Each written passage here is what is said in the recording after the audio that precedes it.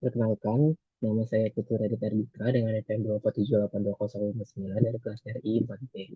Jadi pada video kali ini saya akan mengerjakan tugas hands-on dari mata kuliah kecerdasan buatan untuk TI.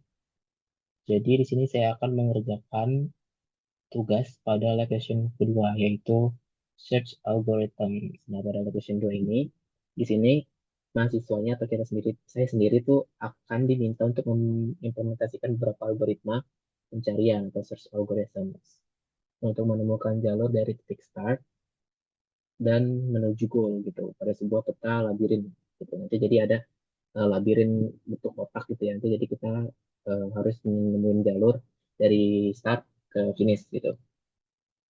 Nah, permasalahan ini dimodelkan sebagai state space, di mana posisi pada labirin merupakan state yang dapat dieksplorasi agent. Jadi ntar di situ ada kayak eh, ruangan-ruangan kosong yang bisa dilewatin oleh agentnya gitu.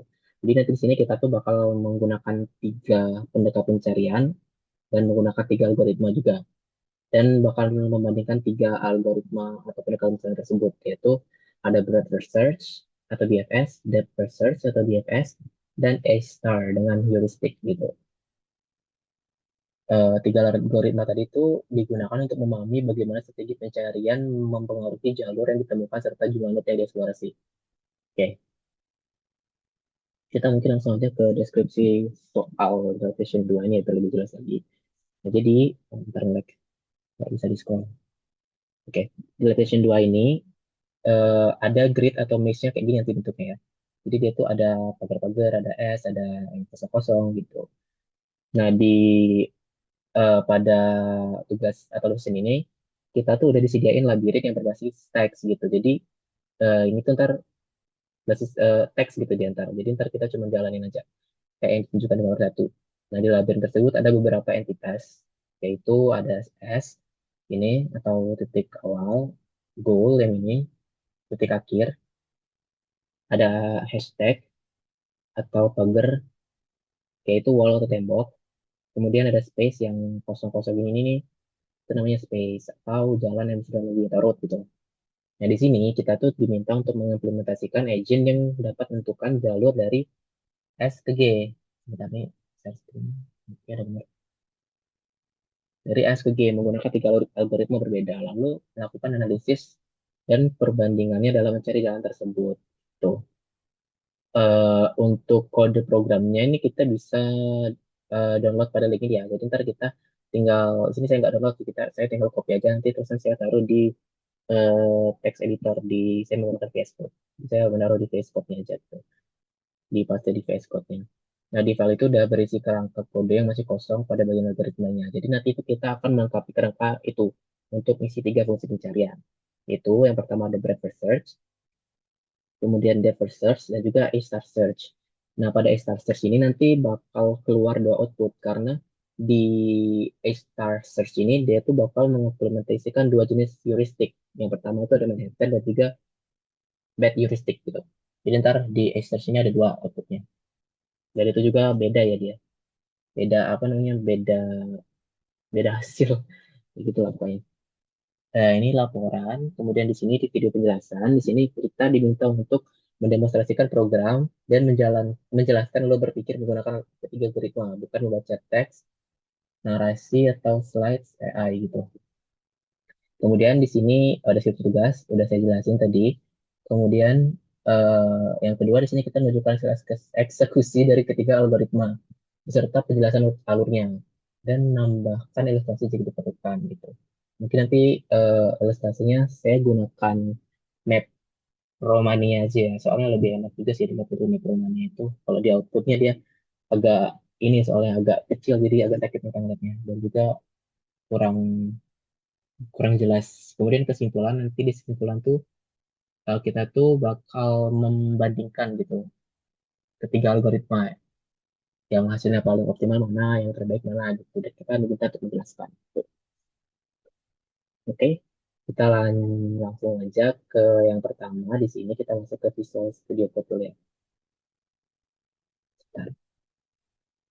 Nah, di Visual Studio Code sini saya sudah melengkapi kodenya ya. Di sini tuh ada BMS, algorithm, Di sini saya sudah menambahkan ininya, apa namanya fungsinya. Kemudian di DFS juga di sini dia ngambil layout bentar ya. Kemudian di A-star algorithm di sini udah ada Manhattan sama back heuristic. Kemudian di bawahnya ini bakal ada buat eksekusinya yang dari executionnya. Di sini ada untuk menjalankan BFS, ada DFS. Di sini A-star-nya ada dua ya untuk apa namanya untuk menjalankannya atau executionnya. Awalnya sih ada satu karena di sini saya membuatnya itu terpisah antara A-star bed heuristic sama A-star yang lainnya. Jadi di sini saya langsung aja kasih dua gitu biar nggak bolak-balik lagi terjalan. Oke, kita langsung aja pertama ke BFS di sini ya. BFS yaitu kita jalin aja langsung ya. Breadth first search gitu. Breadth first search.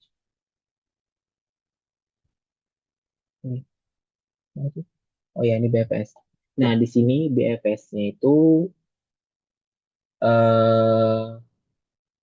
dia tuh bakal gimana ya, Ntar? Di BFS ini tujuannya dia tuh bakal nyari jalur dari start ke goal ya, kayak yang tadi dijelasin.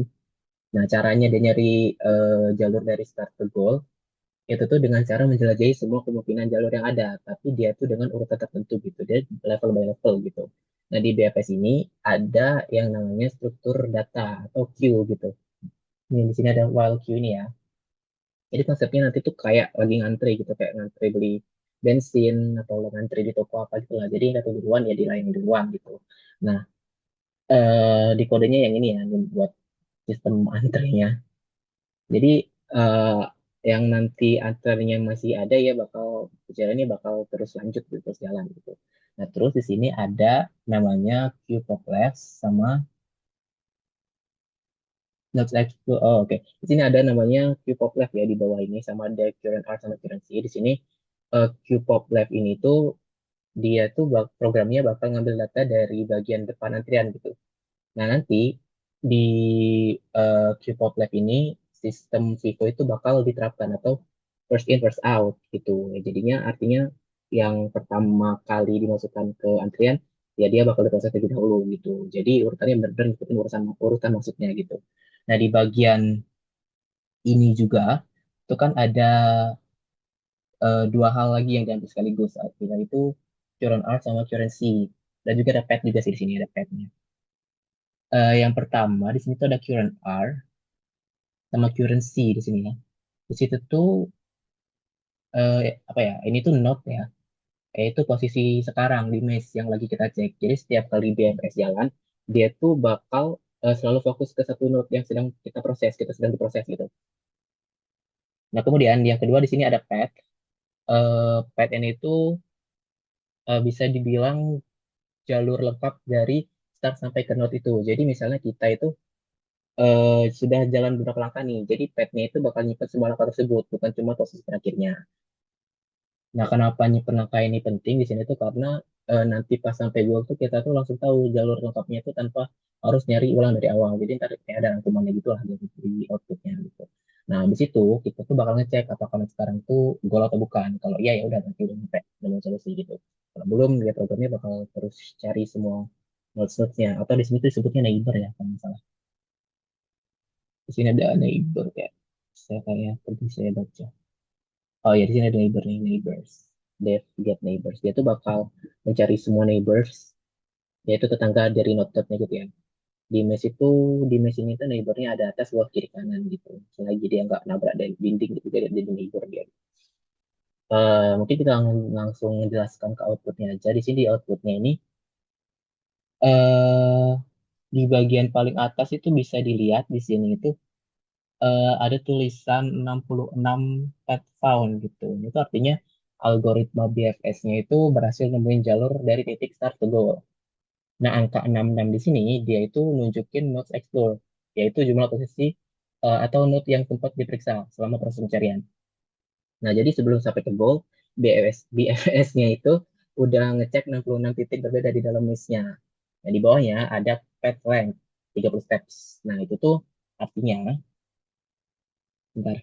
Jalur yang ditemukan dari start ke goal itu terdiri dari 30 langkah. Jadi dari titik awal sampai ke tujuan, BPS-nya itu memerlukan sekitar, bukan sekitar, memerlukan 30 perpindahan posisi gitu.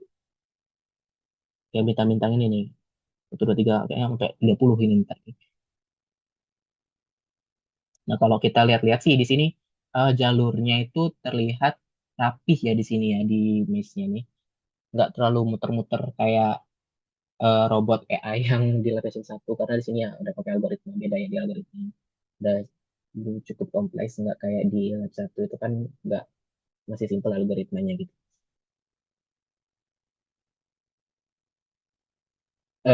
Di sini tuh tapi kita juga bisa ngelihat kalau jumlah node yang dipakai lagi di eksplorasi itu cukup banyak 66. Ini tuh terjadi tuh karena BFS-nya tuh nyebar ke banyak arah terlebih dahulu sebelum benar-benar sampai ke goal. Jadi walaupun jalurnya tuh emang pendek ya 33, tapi proses pencariannya itu cukup luas gitu. Mungkin kita coba lihat di map Romania aja ya biar lebih enak jelasin.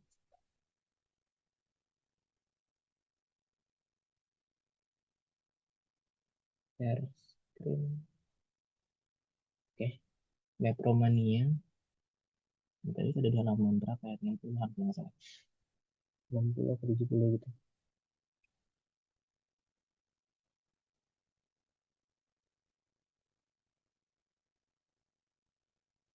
Kelewatan. Oh ini nih, 80 ternyata.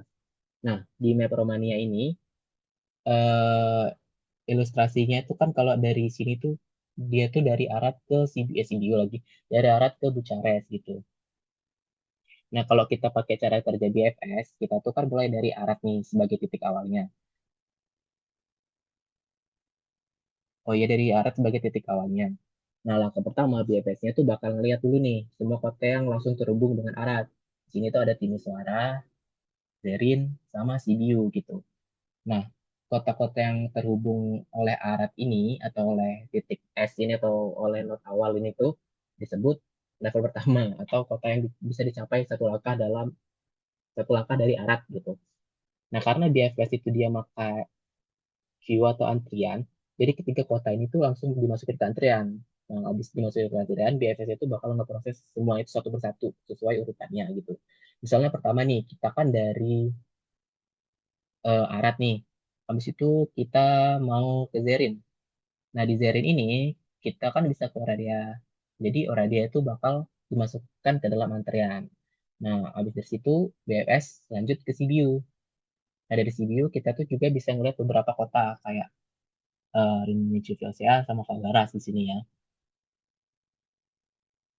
Oradia juga bisa sih di sini. Nah, kemudian BFS itu lanjut ke Timisoara gitu. Dan di Timisoara ini dia tuh bisa ke Lugoj gitu. Nah, semua kota yang terhubung dengan semua kota yang terhubung dengan Timisoara, Sibiu, Zerin, atau yang terhubung dengan kota yang jarak satu langkah dari si Arat ini tuh disebut sebagai level kedua, yaitu kota yang bisa dicapai dengan dua langkah dari langkah awal, yaitu Arat gitu. Nah, habis itu BFS-nya itu bakal terus jalan gitu, terus dia pakai kalau yang sama. Itu ngambil lootnya itu dari depan gitu ya, dari depan antrian.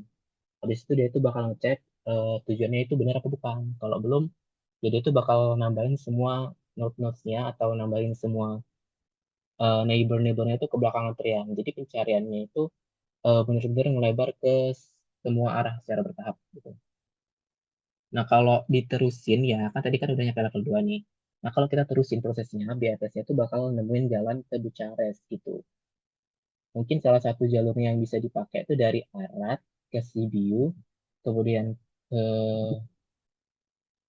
Pagaras, Pagaras dan Bukares gitu. Kenapa sih jalur ini yang ditemukan? Ya karena jalur itu muncul di level yang lebih awal dibandingkan jalur lain. Gitu. Nah, kan di atas itu kan dia selalu ngeproses berdasarkan jumlah langkah. Jadi jalur pertama yang sampai ke Bucares adalah jalur dengan langkah yang paling sedikit. Maksudnya begini. Contohnya kan kita dari Arad ke Zerin, ya enggak, misal dari Arad kita mau lewat Zerin nih, udah satu langkah. Habis itu dari Zerin ke Oradea udah dua langkah. Habis itu dari Oradea ke Sibiu tiga langkah. Sibiu Fagaras empat langkah. Pagaras Bukares dia lima langkah. Ya lima langkah gitu. Nah, kalau dia ngarahnya ke CPU, dia tuh bakal satu, dua, tiga, tiga langkah. Kemudian di sini tuh ada dari CPU satu, dua, tiga,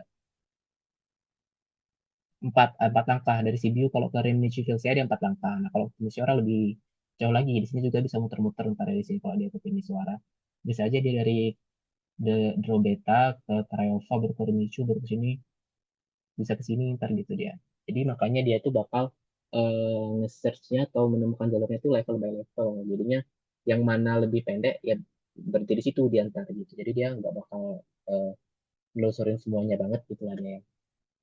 Ya mungkin cukup di situ aja ya penjelasannya untuk di BFS. Kemudian kita bakal lanjut ke DFS di sini. DFS. Hmm.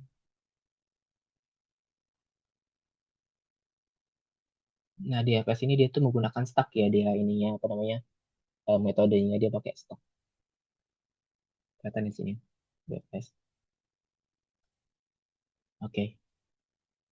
Nah, di BFS ini tuh kalau tadi di BFS kan dia kan gunain metode yang namanya itu queue atau antrian. Nah, kalau di DFS ini kita pakai metode yang namanya stack atau kayak tumpukan-tumpukan gitu. Eh, kayak misal kita tuh lagi numpuk piring gitu lah misalnya ya. Kan kalau kita numpuk piring kan dari bawah ke atas. Terus kalau kita mau ngambil piring ya, kita tuh kan ngambil dari atas baru ke bawah gitu kan. Jadi yang terakhir ditaruh yang terakhir sorry. Jadi yang paling awal ditaruh itu tuh bakal paling terakhir diambil kan nggak mungkin ya kita ngambil piring di bawah dulu. Eh, yang awal diambil yang gimana? Yang terakhir ditaruh bakal yang paling pertama diambil gitu lah. Nah konsep ini tuh disebut LIFO ya kalau di DFS atau last in first out. Konsep ini tuh bisa dilihat dari kode yang mana ya? Stack pop sama stack append. Stack pop sama stack append ini ya. Nah, stack append ini tuh digunakan untuk ngemasukin datanya ke dalam stack gitu. Artinya dia tuh bakal ngaruh datanya ke atas, makin ke atas gitu. Nah, kalau stack.pop ini tuh dia tuh fungsinya untuk ngambil data dari atas stack. Jadi setiap node yang baru dimasukin ke stack, dia itu bakal diproses terlebih dahulu dibanding node yang dimasukkan sebelumnya. Jadi yang ngebedain DFS sama BFS ini di stack sama apa namanya queue ini sih. Nah, di sini kita punya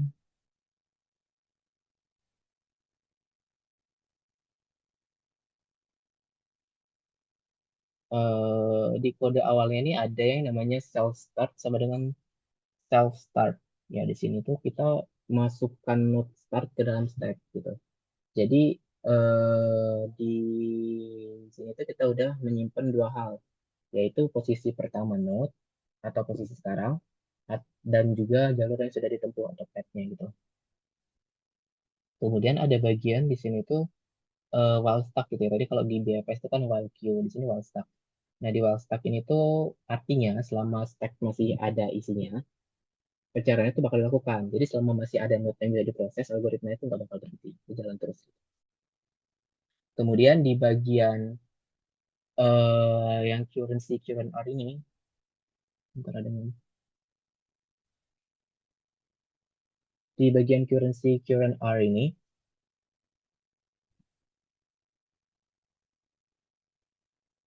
oke, kita mau record tadi. Di bagian currency QNR ini, dia itu bakal mengambil node dari stack yang paling atas gitu, dari atas stack gitu lah ya. Kemudian di sini tuh juga kita tuh ngambil currency sama current R dan juga ngambil pet gitu. Ya kayak yang tadi di BFS currency current R itu node. Kalau pet ini ya jalur yang dari start sampai node gitu. Jadi di BFS itu setiap dia berjalan dia tuh bakal selalu ngebawa informasi. Kayak saya tuh masih ada di sini, terusan saya tuh datangnya dari mana gitu. Kemudian eh, di sini di bawahnya lagi tuh ada node export plus sama dengan satu itu tuh digunakan untuk ngitung berapa banyak note yang udah diperiksa. Jadi setiap note yang diambil dari step terus diproses itu tuh bakal nambah nilai ini gitu. Kemudian di bawahnya itu kita bakal ngecek if current R currency sama dengan self goal, itu tuh maksudnya kalau posisi sekarang adalah goal, berarti kita itu udah menemukan solusi. Solusi dari programnya itu langsung mengembalikan pet dalam dan jumlah node yang udah dieksplorasi gitu. Nah, kalau belum sampai goal, kita tuh bakal lanjut ke bagian bawahnya lagi. Bukan bawahnya sih, sampingnya self.get neighbor current R currency. Di sini tuh kita nyari neighbor gitu ya. Mungkin kita langsung ke penjelasan DFS-nya ini aja ya, ke penjelasan outputnya aja, biar lebih enak ntar sekali ngejelasin output. Oke, di DFS ini kita bisa ngeliat di bagian paling atasnya ini ada terlihat eh, DFS export 74 pet found. Ini artinya algoritma DFS itu berhasil nemuin jalur dari start ke goal gitu. Yang angka 74 ini tuh dia tuh nunjukin node explore, yaitu jumlah node atau posisi yang sempat diperiksa sama si DFS ini selama proses pencarian. Jadi sebelum menemuin goal, DFS ini sudah ngecek 74 titik berbeda di dalam mesh-nya. Kalau dibandingin sama BFS tadi, jumlah ini tuh eh, sedikit lebih besar sih dibandingin BFS. Jadi dia tuh nunjukin bahwa BFS itu sempat masuk ke beberapa jalur yang kurang tepat sebelumnya. Sebelum akhirnya dia tuh bakal nemuin goalnya gitu. Nah, di bawah DFS Explore 74 ini, pet count, di bawahnya tuh ada pet length 52. Ini tuh maksudnya ya kayak tadi, artinya jalur yang ditemukan tuh dari start ke goal 52 langkah gitu. Nah, kalau dibandingkan DFS yang 30 langkah, jalur DFS ini sih bisa dibilang lebih panjang ya. Jadinya DFS ini tuh dia emang berhasil nemuin solusi, tapi bukan solusi yang paling efisien. Nah, kalau dilihat dari maze-nya di sini tuh, dari tanda bintangnya itu, kalau diperhatikan di sini dia tuh sempat berliku-liku dan banyak belokan gitu ya, dari bawah ke atas, bawah, terus belok-belok sini gitu ya. Hmm, ini tuh terjadi tuh karena di FPS-nya itu nggak nyari jalur yang terpendek ya, kayak di FPS gitu ya. Tapi dia tuh langsung masuk ke satu jalur secara mungkin. Jadi dia tuh bisa aja masuk ke jalur yang panjang dulu, baru habis itu nanti bakal nemuin goal gitu. Bakal nemuin akhirnya. Makanya di output ini dia tuh kayak agak muter-muter gitu di sini. Coba kita jelasin di metro aja lah.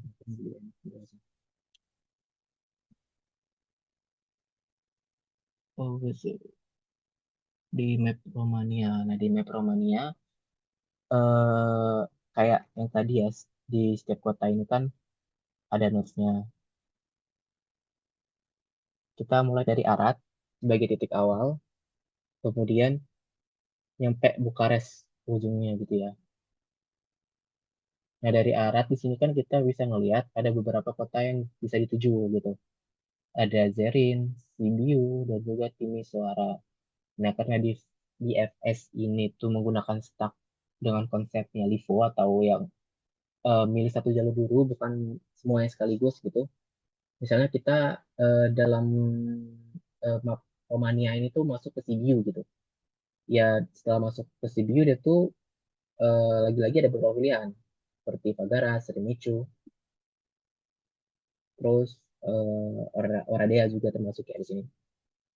Nah, dia tuh habis itu bakal milih satu lagi, misalnya dia tuh bakal mau ke Fagaras. Jadi alurnya tuh bakal dari Arad, Sibiu, habis itu ke Fagaras. Nah, dari Fagaras ternyata jalurnya itu langsung ke Bukares. Jadi DPS tuh bakal menemukan tujuan dengan jalur yang ditentukan gitu. Dari Arad, Sibiu, Fagaras ke Bukares. Nah, sekilas ini tuh kan terlihatnya kayak bagus ya gitu, cepet dia nemunya. Tapi ini tuh terjadi tuh karena emang kebetulan aja DPS-nya tuh milih jalur yang benar di awalnya. Jadi kalau misalnya DPS-nya memilih jalur lain, itu misalnya bukan Zibio dipilih ya, misalnya dia pilihnya ke tim suara ini, ya dia bakal terus masuk ke jalur ini, dia bakal masuk sini ke Watch, habis itu ke Mehadia, habis itu ke Drobeta, Rayova gitu. Pokoknya dia bakal di sini, muter-muter di sini. Nah, padahal jalur itu kan sebenarnya lebih jauh kan dari Bukares.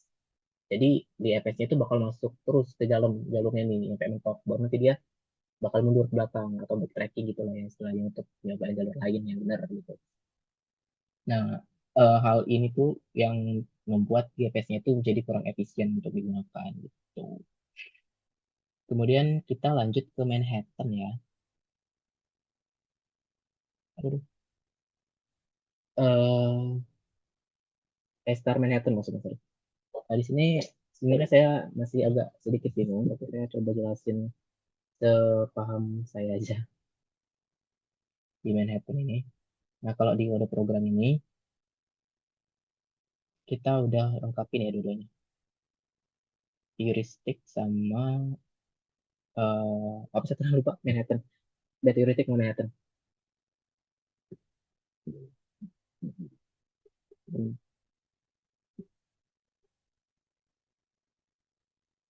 Nah, kalau tadi BFS itu nyari jalur dengan cara melebar atau ke satu-satu gitu, level by level gitu, DFS itu masuk sedalam mungkin satu jalur. Nah, kalau X-Star ini bisa dibilang dia tuh lebih pintar dia, karena dia tuh nggak cuma ngeliat jalur yang udah dilewati, tapi dia itu bakal nyoba memperkirakan seberapa jauh lagi kita tuh harus jalan untuk sampai ke goal gitu. Jadi kalau dibayangin X-Star tuh kayak kita lagi nyari jalan, tapi sambil lihat Google Maps gitu. Dia tuh nggak bakal asal maju-maju aja, nggak cuma nyoba-nyobain masuk-masuk ke gang-gang gitu kan. Dia tuh bakal berusaha milih jalan yang paling gimana ya, yang paling pokoknya paling cocok gitu lah istilahnya. Nah di sini tuh heuristic functionnya di sini yang pertama itu ada yang namanya self AB type Manhattan pesan X1, Y1, X2, Y2 dengan AB gitu. Nah di sini kita bisa sebut A sama B itu tuh A-nya itu posisi sekarang, B-nya itu posisi goal. Jadi programnya itu sedang nyiapin dua titik yang mau dibandingin nanti jaraknya. Jadi dia tuh kayak ngebandingkan jarak gitu tadi ya, titiknya si Manhattan ini. Lalu dia tuh bakal masuk ke bagian seterusnya. Di bawahnya ini ada if type sama dengan Manhattan, dia bakal return ABS X1 X2 plus ABS Y1 Y2. Nah, di sini tuh Manhattan bakal ngitung heuristik. Manhattan gimana ya? Ya pokoknya Manhattan itu bakal Manhattan heuristik bakal dihitung nih. Jadi di sini tuh programnya tuh bakal ngambil selisih posisi sekarang dengan posisi goal, lalu menghitung selisih baris ditambah selisih kolom.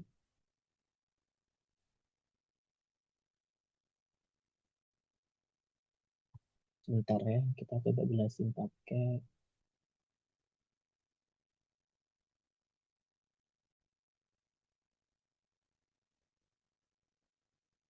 Oke, di sini kita coba jelasin rumusnya pakai diketik di sini aja ya. Di sini tuh kan misalnya si Manhattan ini dia tuh bakal menggunakan rumus HN X1 bentar,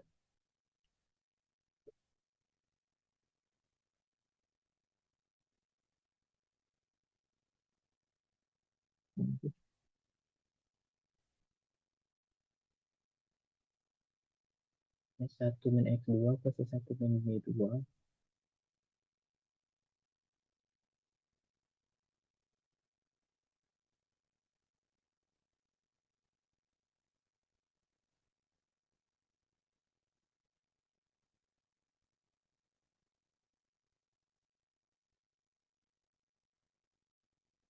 Nah, di sini HN itu tuh sorry X1 Y1 X1 Y1 itu tuh posisi node sekarang. Nah, X2 Y2 itu posisi goalnya. Nah, kalau misalnya node sekarang itu ada di baris 2 kolom 3 dan goalnya itu ada di baris 5 kolom 7 gitu. Nah, nah, di sini saya bakal ngejelasin rumus yang dipakai di A-star Manhattan ya. Nah, kan di sini tuh dia ada HN X1 X2 plus X Y1 min Y2 gitu. Nah, X1 X X1 Y1-nya ini itu tuh posisi node sekarang. Nah, kalau X2 Y2-nya itu posisi goalnya. Jadi kalau misalnya node sekarang tuh ada di baris eh, dua apa ya? Baris sekarang dua emak gitu misalnya. Terusan goalnya itu ada di tiga tujuh gitu. Nah, di sini tuh kita bakal ngitung selisihnya terlebih dulu. Jadi selisih baris yang node sekarang ini 2 ke 5 itu ada selisihnya 3. Nah, kemudian goalnya ini selisihnya itu 4 gitu. Kan 3 ke 7 kan 4 ya. Nah, kemudian jadi si HM itu, sorry,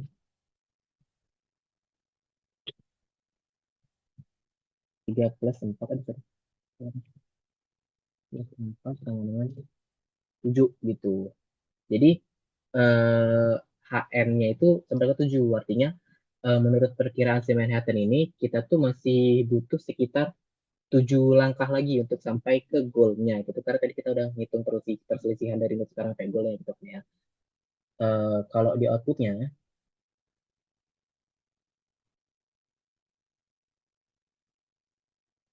nah, kalau di outputnya di sini tuh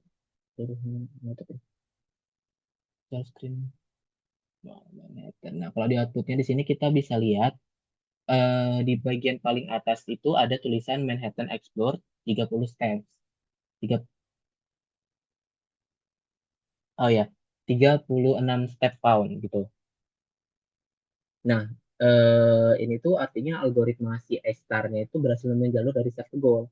Jadi yang ke 36 di sini tuh dia tuh nunjukin bahwa node explore-nya itu berapa posisi yang benar-benar diperiksa selama proses pencarian.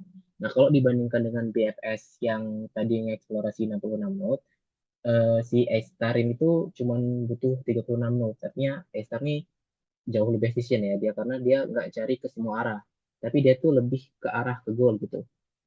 Nah, di bawahnya di sini tuh ada path length, yaitu 30 steps. Artinya di sini tuh jalur yang ditemukan dari start ke goal itu terdiri dari 30 langkah. Nah, di sini tuh dia itu tuh jumlah langkahnya itu sama kayak BTS tadi, yang berarti A-star-nya juga nemuin jalurnya jalur pendek gitu, tapi dengan usaha yang lebih sedikit. Nah, kalau kita lihat di maze-nya ini, di maze-nya ini tuh tanda tanda bintangnya itu kelihatan cukup rapi ya dia di sini. Dia tuh langsung lurus menuju ke goal gitu, dia nggak ngeraba-raba gitu lah istilahnya. Tuh dari sini ke sini sampai goal gitu. Dia jadi bisa dibilang dia tuh milih jalurnya tuh masuk akal gitu milihnya. Nah, kenapa si A-Star tuh bisa milih jalurnya tuh pakai kayak mikir gitu lah dia milih jalurnya nggak asal-asalan.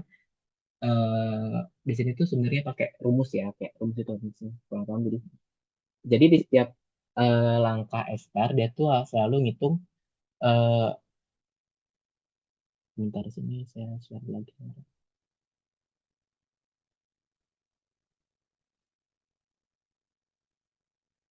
Bentar, oke. Dia tuh bakal selalu ngitung FN FN-nya gitu. FN. Ini saya juga kurang begitu ngerti ya. Jadi mohon maaf nanti kalau tulisannya agak belibet. FN plus HN. Salah.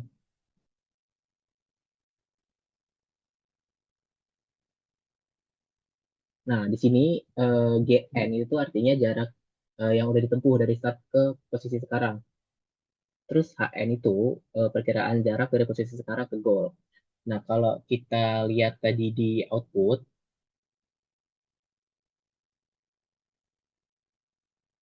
di output ini kan dia tuh memilih jalur yang membuat nilai FN-nya itu bisa di sekecil mungkin gitu di setiap langkahnya. Jadi, ntar gimana jelasinnya? Gimana ya? Misalnya nih kita mau jalan ke kampus nih. Nah, GN itu tuh jarak yang udah kita tempuh. Misalnya kita dari kos gitu mau ke kampus. Kita tuh udah jalan sekitar 4 kilometer. Nah, si HM itu perkiraan sisa jarak ke kampus. Misalnya masih 3 kilometer lagi. Kan kita lihat di map kan ya. Masih 3 kilometer lagi nih di map. Jadi, misal tadi berapa ya? G, GM-nya, ini misalnya kita GM-nya kita tulisin 4 4 kilometer gitu ya di jalan. Terus HN ya kalau dari map itu kita kira-kiranya sekitar 3 kilo gitu 3 kilometer.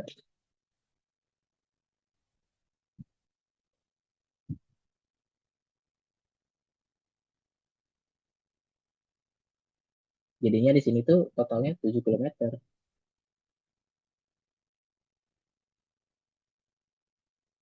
Sorry.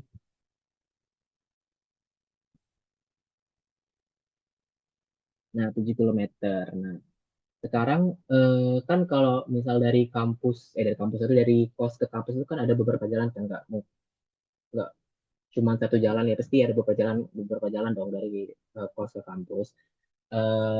Di sini tuh misal kita tuh ada jalan yang lain nih selain 7 kilometer.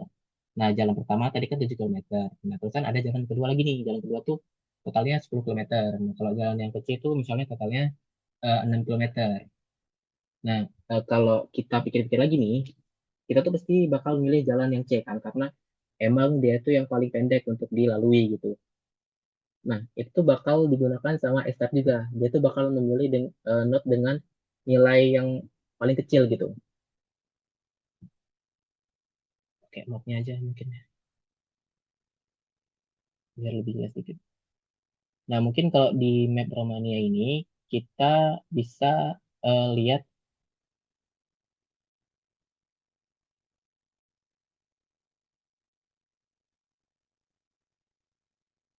FN, sebentar, di map Romania ini kita bisa menerapkan si A-star Manhattan-nya ya di sini ya.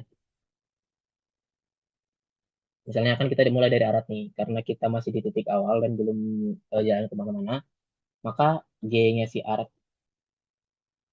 pasti, bentar,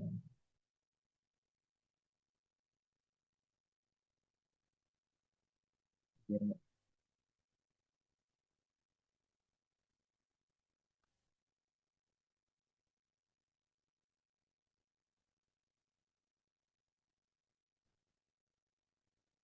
ini kok nggak mau di, nah, ya.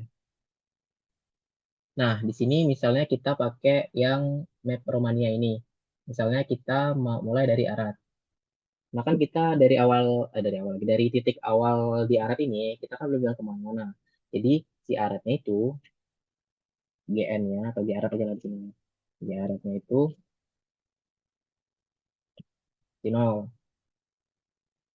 Karena emang jaraknya itu belum ditempuh, jadi jaraknya itu 0. Nah, kalau kita eh, misalnya mau gerak nih dari Arad ke Sibiu, di peta ini kan jarak dari Arad ke Sibiu itu kan 140. Jadi kalau kita ada di Sibiu, artinya kita tuh udah nempuh jarak sekitar, bukan sekitar sih, kita udah nempuh jarak 140 dari titik awal. Jadi nanti di sini di G-nya itu jadi di Sibiu, karena kan kita udah gerak ke sini ya, ke Sibiu 140.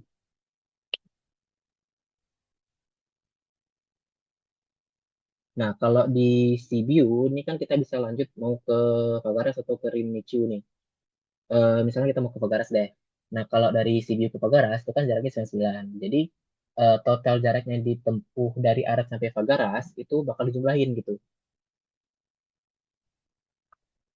Arad, Pagaras, dari Arad ke Pagaras kan 140. Jadi, G, apa tadi? Pagaras, eh,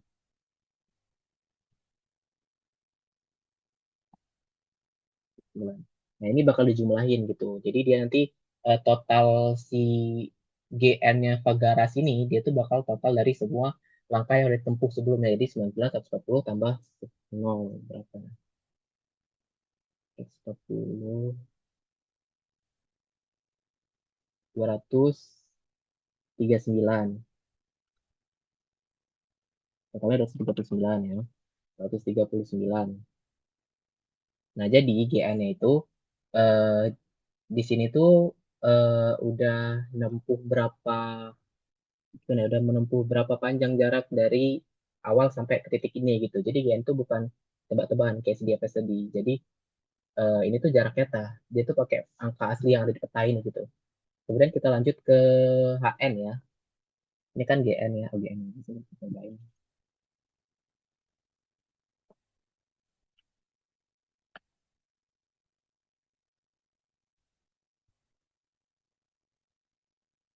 HN-nya 239. Nah, habis itu kita lanjut sekarang ke HN atau ke yang kedua nih, variabel kedua. Tadi kan udah, maaf ya, agak bingung ngejelasinnya. Nah, HN ini tuh bisa dibilang perkiraan jarak dari node sekarang ke tujuan. Kalau di sini kan dari kota sekarang ke tujuan. Kalau di Maproman ini dia itu dari itu ke Bukares gitu. Di sini sih sebelum sebenarnya yang bikin bingung sih sebenarnya karena HN itu bukan jarak asli dari peta yang harus kita lewati, tapi cuman kayak kira-kira gitu doang. Jadi kalau di Google Maps itu kita tuh nggak ngelihat jarak dari ini tempat ini ke ini tuh berapa kilometer, jadi cuma kira-kira doang. Dari tempat ini ke ini tuh berapa kilometer gitu. Nah jadi kalau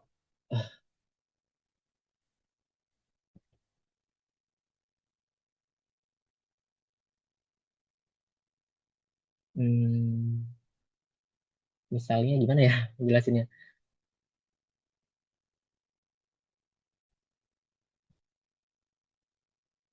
Oke kita lanjut lagi. Maaf tadi ada bapak saya. eh Lanjut ke tadi udah nyampe GN dan selesai dapat GN-nya dari Arad ke Pagalas gitu ya. Belum nyampe Bukares sih sebenarnya, tapi ntar kita aman aja. Nah, terusan sekarang nyampe lagi. Kita ke HN. Nah, HN itu bisa dibilang tuh kayak perkiraan jarak dari node kita sekarang atau posisi kita sekarang ke tujuan kita. Kalau di Romania ini ya dari posisi sekarang kita misalnya dari Arad ke Bukares gitu. Ya pokoknya posisi sekarang itulah misal dari Sibiu ke Bukares gitu. Tapi ini sih sering bikin bingung sih karena HN itu tuh bukan jarak asli dari peta gitu. Jadi HN ini tuh kayak cuman perkiraan jarak dari titik kita sekarang sampai tujuan kita. Jadi itu bukan eh, jarak yang real banget gitu lah. Kayak misalnya di Google Map itu kan kita bisa kira-kira tuh, misalnya dari titik ini ke ini tuh lagi berapa meter lagi, berapa kilometer lagi gitu. Jadi bukan pastinya berapa kilometer gitu, cuma perkiraan doang gitu. Nah, jadi kalau GR ini tadi tuh ibaratnya eh, kayak jaraknya udah kita tempuh gitu kan. Jadi tuh kita udah benar-benar menempuh segitu jaraknya. Nah, kalau HN itu seperti kita ngeliat maps tapi kita masih ngira-ngira jaraknya itu masih berapa gitu ke tujuan. Nah, HN itu bisa dibilang kayak fungsi tebakan gitu lah ya. Nah, di A-star ini kenapa masih butuh kayak tebakan atau kira-kira gitu karena kalau di algoritma A-star itu cuma kayak gimana ya? Cuma tahu jarak yang udah tempuh aja. Dia tuh belum tahu arah mana yang paling menjanjikan gitu. Dia tuh butuh petunjuk tentang mana kota yang kelihatannya lebih dekat ke Bucharest gitu. Ah,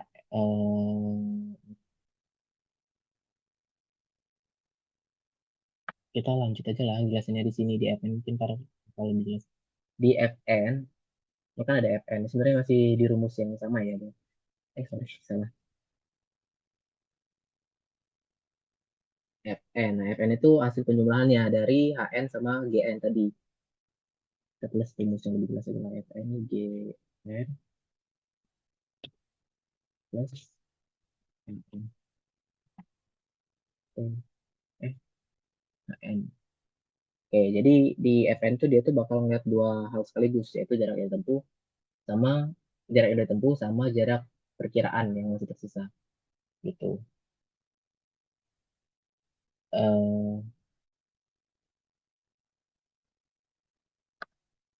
kita coba gunakan map Romania ini aja lah sebagai ininya sebagai petunjuknya.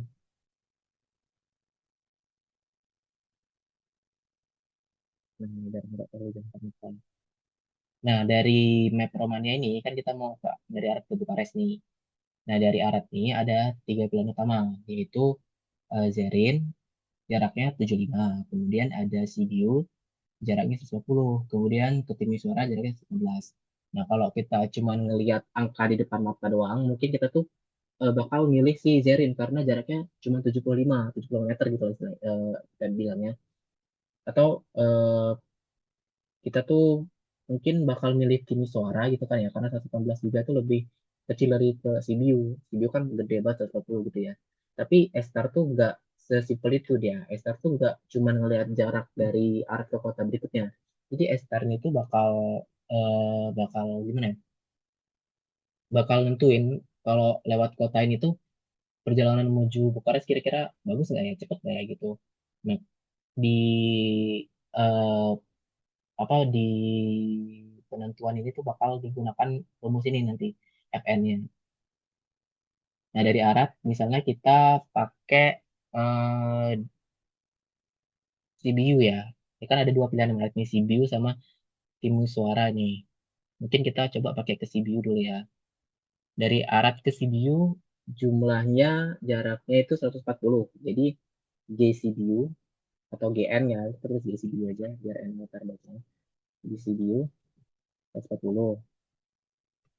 Nah, artinya kalau kita ke CBU, jarak yang sudah kita tempuh dari Arab itu 140. Kemudian kita butuh hanya si CBU atau perkiraannya si CBU ke Bukares gitu.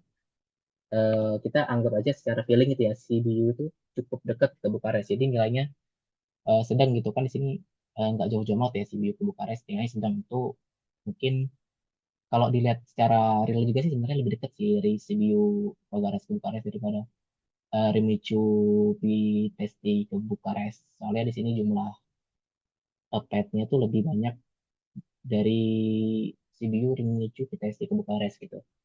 Kalau jumlah ini ya 80, 97, 101 itu lebih banyak dibandingkan 99 tambah 211 gitu.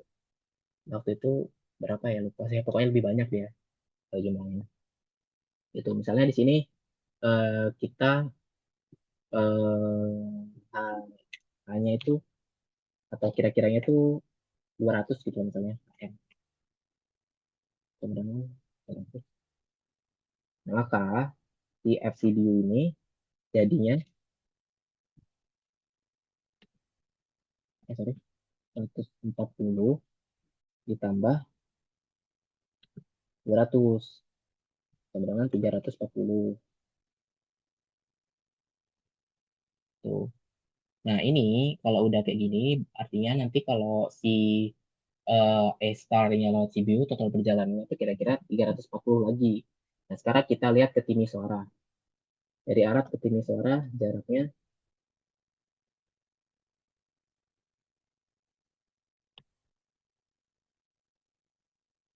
118.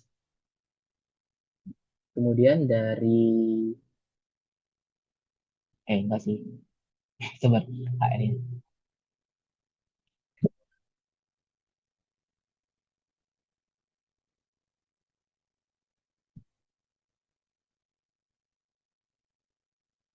Ini sebenarnya cukup jauh ya dari Arab ke Timisoara ini, misalnya kita anggap garis lurus ini ya sedikit set ini misalnya 300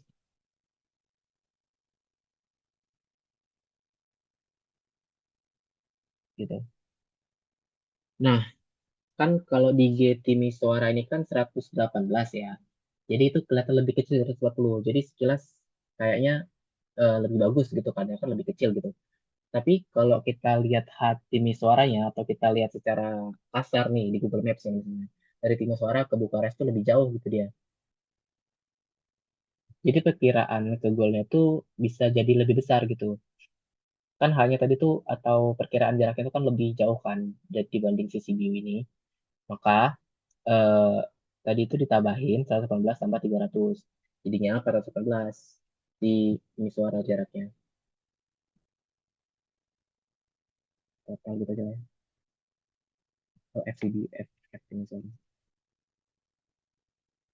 Ini suara itu 418. Itu. Nah, terus kita bakal ngebandingin nih, yang lebih dekat mana dulu nih, antara CBU sama timnya suara. Nah, di CBU di sini tuh F-nya, F-nya lagi, apa namanya? G, ya F-nya sih, F-nya itu 340. Kalau di tim suara, F-nya itu 414. Nah, walaupun ke tim suara itu lebih dekat di awalnya, kan dia 400 lagi, sorry, 118. Nah, kalau ke CBU itu 140. Nah, ternyata total perjalanannya itu malah lebih besar karena kalau di Maps itu kita lihat tuh emang Timisoara tuh lebih jauh gitu. Makanya si A-Star tuh bakal milih ke Sibiu, bukan ke Timisoara gitu.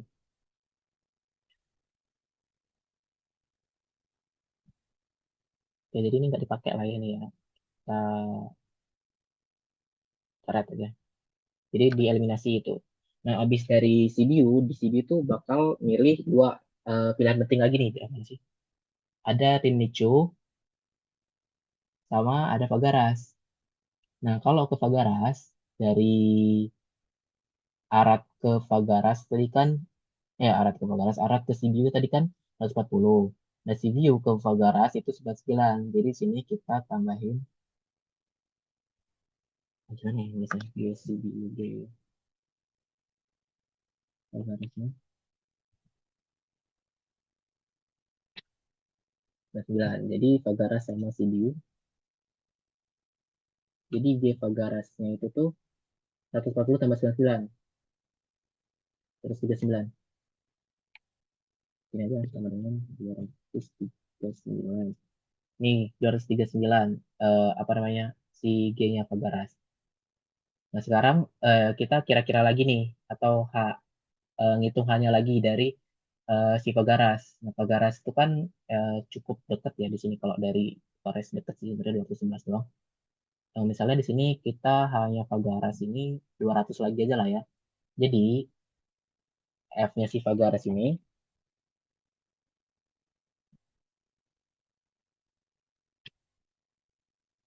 140, 140 lagi. 239, salah, salah malah ngetik yang FCB. 239 ditambah kira-kiranya tadi 200 atau hanya 200. Jadi dia tuh F-nya tuh 439. Kok tambah sih? Sering blank. 439. Nah, kemudian sekarang ke Rimini Filsea. Ini di bawah aja lah.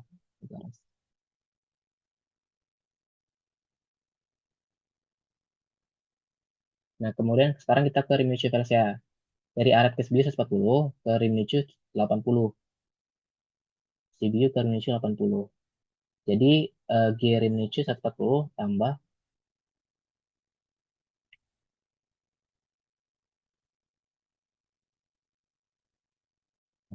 140 tambah 80 dengan 120. Eh, 220. Kemudian kita perkiraan aja lah ya di sini. Dari Indonesia saya ke Bukares nih kita kira-kiranya kalau ditarik garis lurus juga sih sebenarnya lebih dekat sih dia dari eh, apa namanya, dari Bukares. Pas misalnya dari bentar, 97 sama 101 itu lebih dekat daripada 211. Jadi mungkin hanya rim Nicho ini kita bisa ibaratkan dia itu 90. Jadi F-nya si rim Nicho ini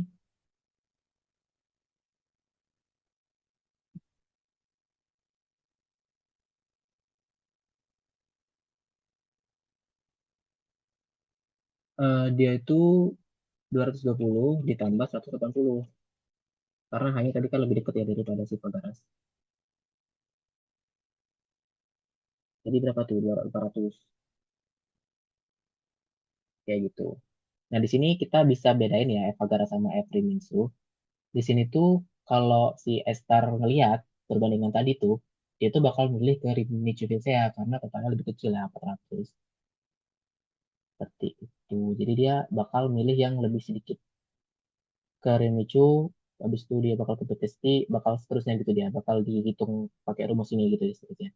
Jadi dia bakal nentuin jarak sekarang, habis itu ditentuin selisihnya, habis itu ditambahin sama kira-kira jarak dari sinut sekarang sama ke tujuannya gitu.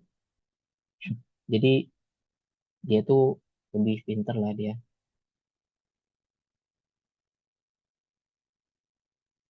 Jadi kalau di A-star Manhattan heuristic ini dia bakal dari Arad ke Sibiu, kemudian dari Micu ya dia bakal ke Pitestia, bakal ke Pitesti, kemudian bakal ke Bukares.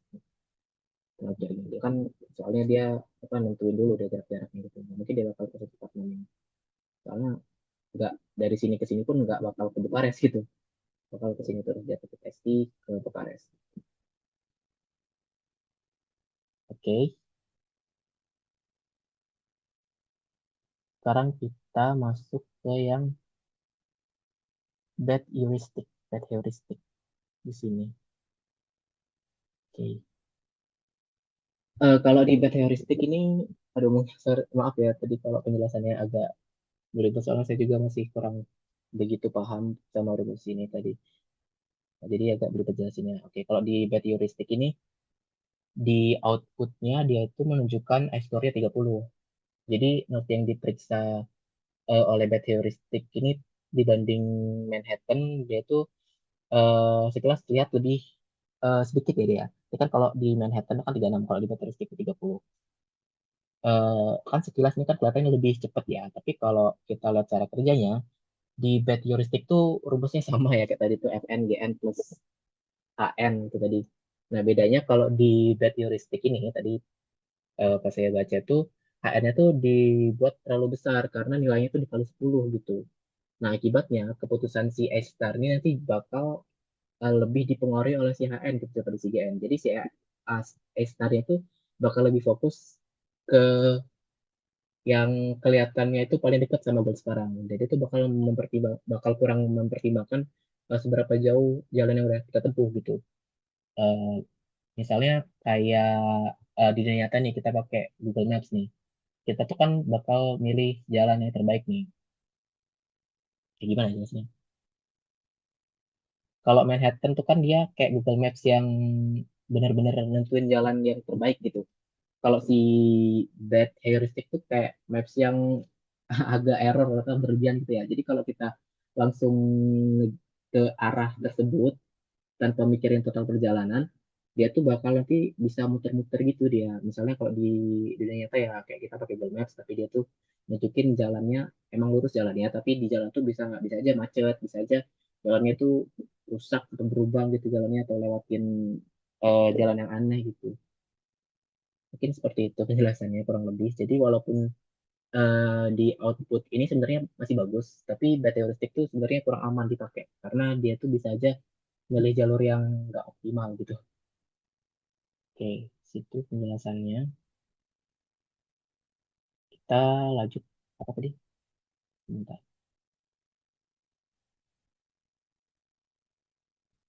Lanjut ke mana tadi? Oh, ke sini nih. Ke kesimpulan. Apakah ketiga algoritma memberikan hasil yang optimal, mana yang terbaik? Tunjukkan dan jelaskan. Kalau dilihat dari output yang tadi udah keluar-keluar sih, eh, yang mungkin dari BFS dan A Star Manhattan tuh emang sama-sama ngasilin sebentar sih bentar dulu. Kalau nggak salah tuh sama-sama ngasilin hasil yang sama gitu ya. Dia tuh di 36 sama di kok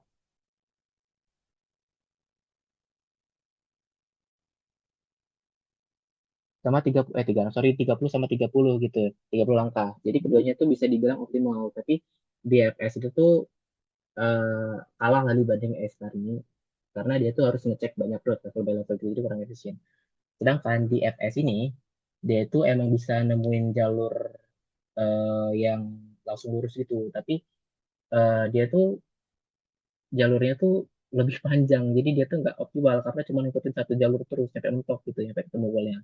Nah kalau si Star ini dia tuh yang pada Manhattan ya khususnya dia tuh bisa dapat jalur yang terbaik, tapi explorasinya lebih sedikit, jadi dia tuh lebih cepat dan efisien karena pakai rumus yang tadi tuh ya, rumusnya yang nentuin jarak sama posisi sekarang sama jarak yang kira-kira bakal ditempuh berapa jarak lagi gitu.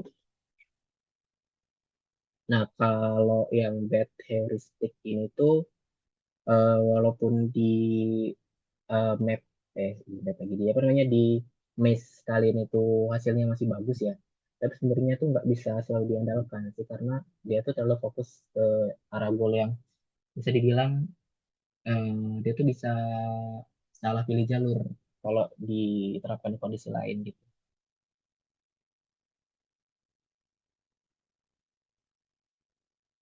Coba kita cek lagi, ada salah pencet lagi.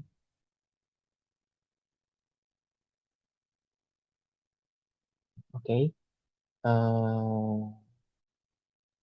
Udah terakhir ya tadi ya. Habis itu yang terakhir yang berlima itu kita cuma dipastikan untuk video kita tuh jelas gitu ya. Oke, mungkin cukup sekian aja penjelasan saya dari live session kedua ini yang berjudul Search Algorithm, Topik Uninformed and Informed Search. Terima kasih telah menonton sampai akhir. Mohon maaf jika penjelasan saya banyak yang masih belibet dan masih kurang bisa dipahami karena memang saya belum paham banget gitu ya. Jadi masih agak belibet jelasinnya. Saya akhiri. Assalamualaikum warahmatullahi wabarakatuh.